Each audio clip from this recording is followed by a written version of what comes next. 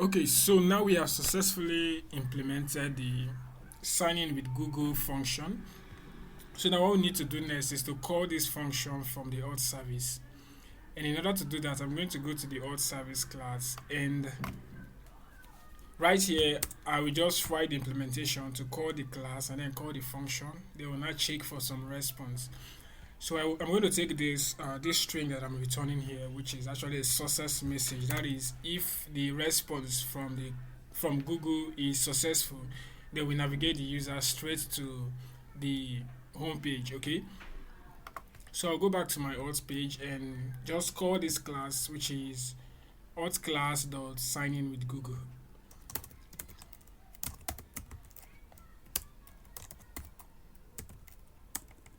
Okay, so I need to import this for it to work properly.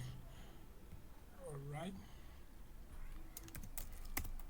Okay, dot sign in with Google, and then I will now wait for the response. So once it returns, once it's finished executing, then I'm not going to get the response.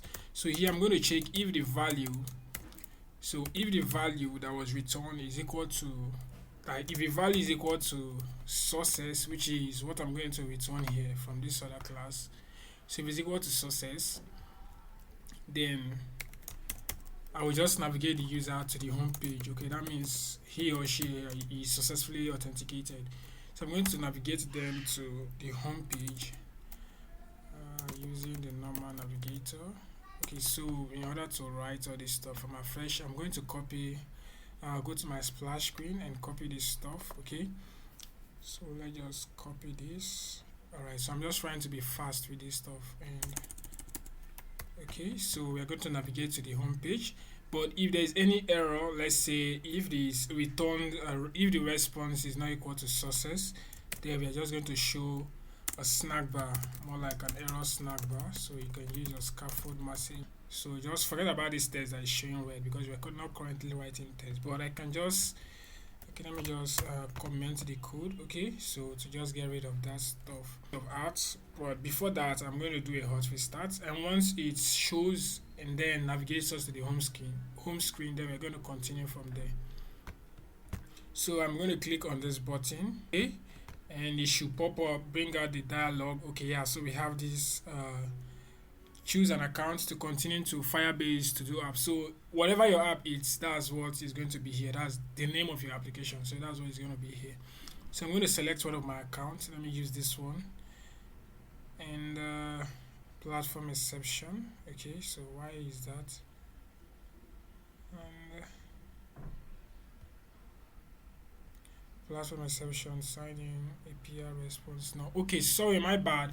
Actually, the issue is actually from my end because inside Firebase, I've not give my app permission to use Google services. So I'm going to do that real quick and then test it. Then we'll continue from the next video. So I was supposed to go to my authentication page and just enable the Google sign-in and also the Firebase auth. So wow, so Google just changed their UI. This is looking different as before. So I'll just click on Google and make sure you enable it. And once you do that and you select the email, yeah, you're good to go. And then save this.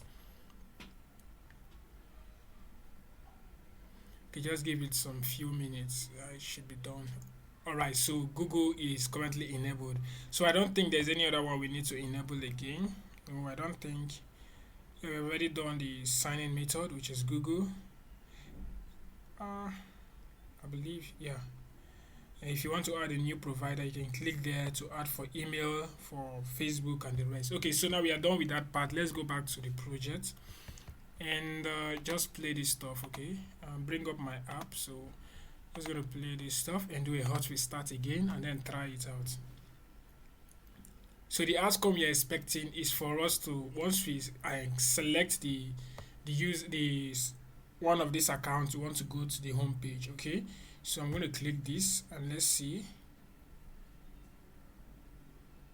Okay, so now we are currently in the home page, and if I do a hot restart now, it's not going to take me back to the authentication page. Rather, it will take me straight to this home page because of the condition I gave it here, which was in this splash screen. So I check if the user is null.